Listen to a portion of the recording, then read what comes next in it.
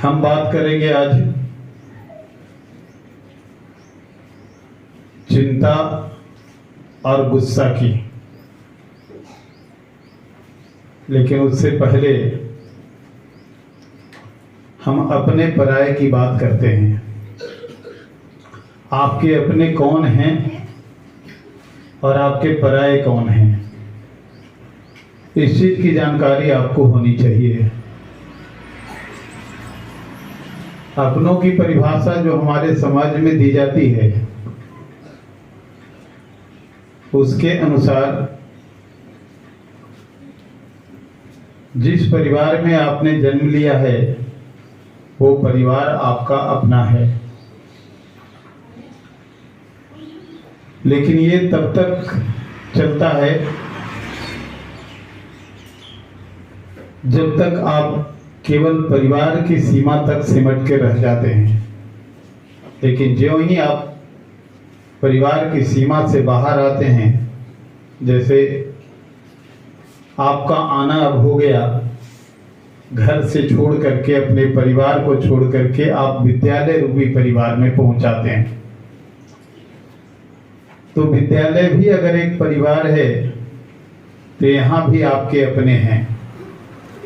यहाँ आपके अपने कौन हैं, इसके बाद में हम ये कह सकते हैं कि आपके यहाँ के मित्र और आपके शिक्षक आपके अपने हैं। यहाँ से पढ़ लिख कर जब बाहर निकलेंगे, यानी कहीं नौकरी करेंगे या किन्हीं संस्थाओं के आप हिस्सेदार बनेंगे, चाहे वो संस्था किसी तरह से हो, सरकारी संस्था हो या निजी संस्था हो, आप अगर उसके हिस्सेदार बनते हैं तो वहाँ भी एक परिवार आपको मिलता है और वो परिवार आपके अपने और पराये के रूप में होते हैं।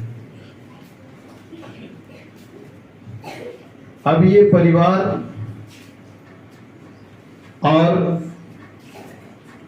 अपना पराया शब्द दो चीजों को लेकर के चलता है। वो दूसरी चीज क्या है जिसकी चर्चा हमने पहले की, चिंता और गुस्सा। तो हर कोई अपने परिवार के लिए, अपनों के लिए, आपके अपने के लिए यानी पराया को छोड़ करके आपको अपने के लिए चिंता होती है। गुस्सा भी अपनों के लिए ही होता है। परायों के लिए तो स्वाभाविक है कि गुस्सा होता है, लेकिन अपने के लिए भी गुस्सा होता है। अब ये चिंता और गुस्सा अपनों के लिए अगर है तो इन दोनों को हम व्यक्त कैसे करते हैं, कैसे हम दर्शाते हैं कि हम आपकी चिंता कर रहे हैं, आपके लिए चिंता कर रहे हैं, आपके लिए गुस्सा कर रहे हैं। तो उसके दो तरीके हैं। एक तो तरीके हैं कि आप अपने हृदय से उनकी चिंता करते हैं या हृदय से उनके लिए गुस्सा करते हैं, और दूसरा तरीका शब्दों में होता है, यानी शब्दों में भी चिंता करते हैं और गुस्सा करते हैं।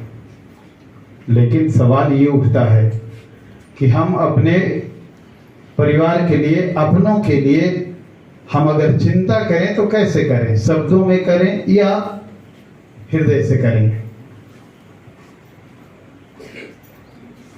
तो आपको जानना चाहिए कि आप अपनों के लिए चिंता जो करते हैं शब्दों में नहीं बल्कि हृदय से करना चाहिए, और अपनों के लिए जो गुस्सा करते हैं हृदय से कभी नहीं करना चाहिए बल्कि शब्दों में कर ले तो बेहतर है।